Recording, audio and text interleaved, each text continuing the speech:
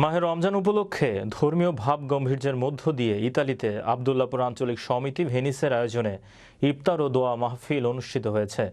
Italy প্রতিনিধি সজিব আল হোসাইন জানান, স্থানীয় লাপাচে জামে মসজিদে এই আয়োজন করা হয়। বিভিন্ন শ্রেণী পেশার প্রবাসী বাংলাদেশি মানুষজন এই ইফতার মাহফিলে অংশগ্রহণ করেন।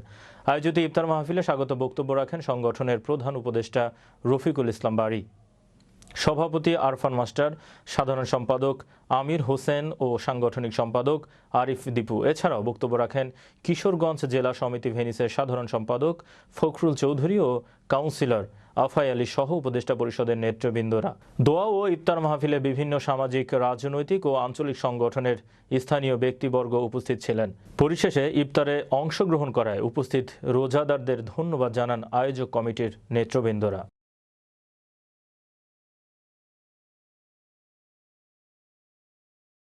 সমিতি ইতালি কর্তৃক আয়োজিত আজকের ইফতার মাহফিলের সম্মানিত উপস্থিতি, বিভিন্ন সামাজিক সংগঠন, রাজনৈতিক সংগঠন এবং মিডিয়া ব্যক্তিত্ব সবাইকে আমি আবদুল্লাপুর আঞ্চলিক সমিতির পক্ষ থেকে আন্তরিক অভিনন্দন এবং রমজান মুবারকবাদ।